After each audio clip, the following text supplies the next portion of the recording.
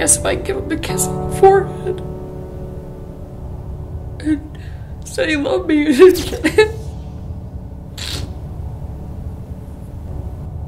It was like a helpless little child.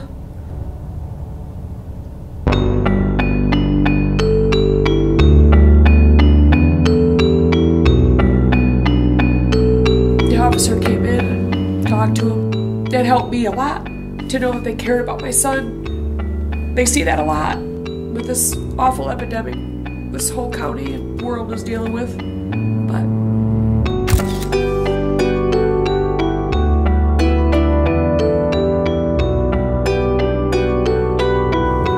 it's been 21 months. So August 18th, 2015, the first day he didn't use. The night before he used, and he was revived by Narcan because he would have died without it. Tyler and I had fought earlier that day because I knew he was using. I was the guardian when he was to be with his daughter. There was a rule that if he was using, that he wasn't allowed to see her. That day I told him that I wasn't going to allow him to see his daughter. Boy, I sound like a real bitch. But I had to protect her. Then I got a call 2 hours later. He was in the hospital, he had overdosed. And I'd never experienced that before. My thought was, well, he's alive. And if I go there, he's just gonna freak out on me and call me names. And regardless, the people that I knew would be responsive to it, and you know, he would appreciate being there. Couldn't go. So I guess that was God's way of saying it was me. I walked in and officer come out and held her hand open. It was the first time I'd ever seen heroin and the needles, and I just fell to the ground. She said that the guys saved him, but when he came out of it, he went kind of wild. So he was restrained completely. So I sucked it up and went in the room, and he was lifeless with a heart beating. Just didn't remember anything, didn't remember the conversation we had had, anything like that. He had gouges in his legs, trying to get out of the restraints. When he kind of came to, he just looked at me like, wow, you know, what are you doing here? And where am I? I said, you know, you overdosed. No, I don't do that stuff anymore, Mom. I had to give him water through a cup, and he realized that he was restrained, and he's like, I'm not gonna hurt nobody, Mom, you know. And he was so nice. We brought him home with us, and the guy he was living with, bless his heart, said, not come back here. Can't have that. So about 48 hours passed, and I said, you can't live here. You gotta go. So you could either go to the street, or you can go to rehab. And on our way to the airport, we dropped him off in Chicago at Gateway.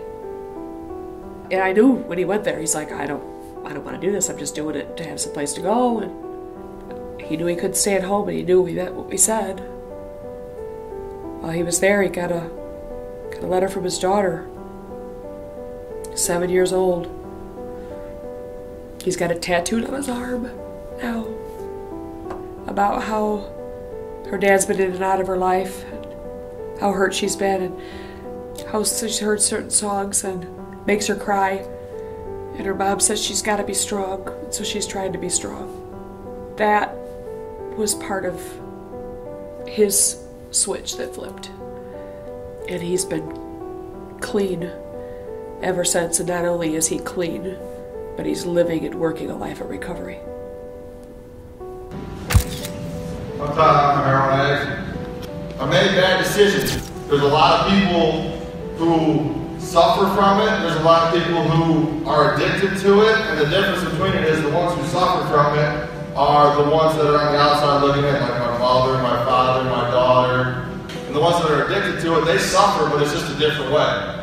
I've stolen from my daughter, I've stolen from my mother, I've stolen from my grandma, I've stolen from everybody I could. Even the biggest person I stole from was myself. I robbed myself of who knows what could have been. I'm a greasy, grimy, ignorant, evil dope fiend when I'm getting high. It's real, and it kills people. It's killing people faster than anything right now. And the biggest part is somebody that's in your family or yourself is admitting that you got a problem. That's where it starts. You got a word for change. There is help for you or somebody else, but the thing is they have to want it.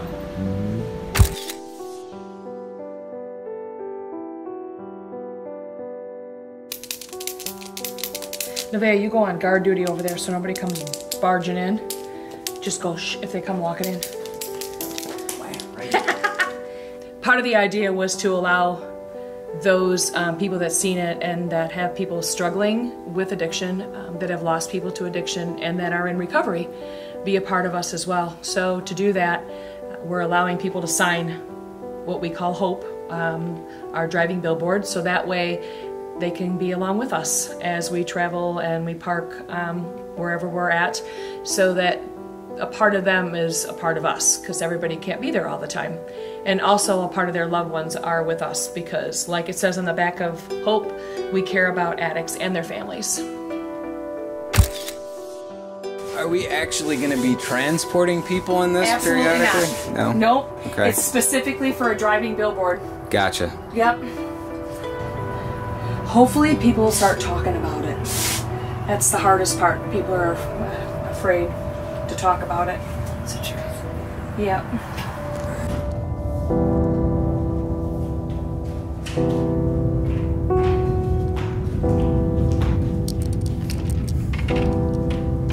My name's Pat. Mostly I'm here tonight just for some added support. I didn't lose my son to overdose, but I did lose him to addiction. It's hard to even put into words what addiction does to an entire family. It's not just one person. It's just not the addict. It is the entire family.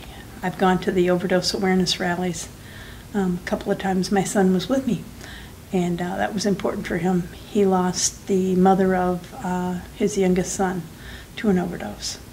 It scared him, but it also was a trigger. So it's one of those catch-22 things, you know. They want to do better, but sometimes they just don't know how. And that's why it's important to have a place to go. This is the first time I've been to a Dare2Care meeting. The people here, they understand the uncertainty. They understand, you know, the loss that you feel even without it being a death.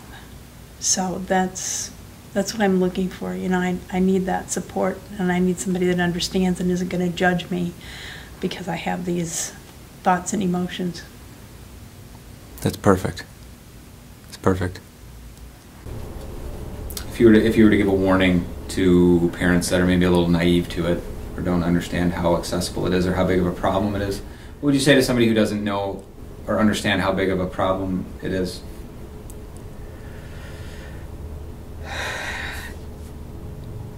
If my kid from Rutland, in anybody's school of less than 100 kids, raised quote-unquote normal, can become a heroin user,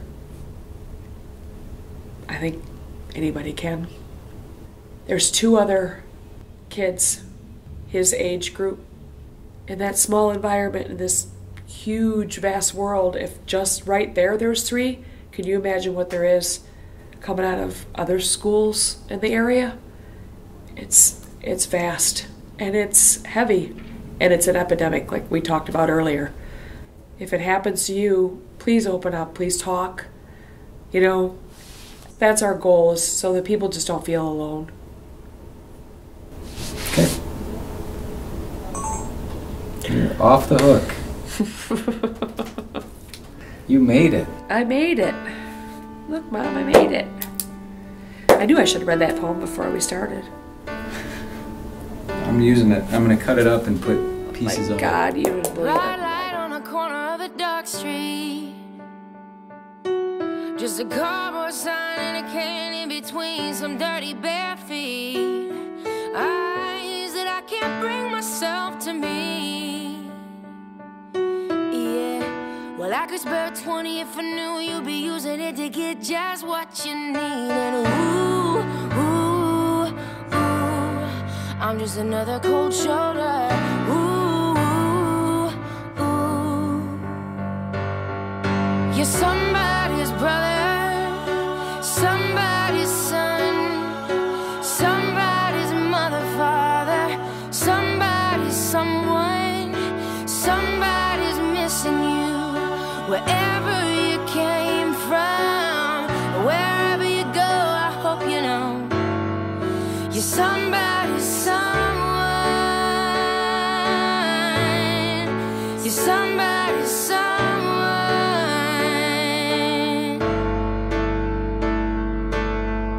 We're picking up the phone, who's it gonna be this time? This time it's the sound of your voice, but it ain't really you on the line. When you're gonna come out on the other side? Well, it's on you, cause you know there ain't nothing we can do, no matter how hard we're trying. Ooh, ooh, ooh, can't make you drink that water.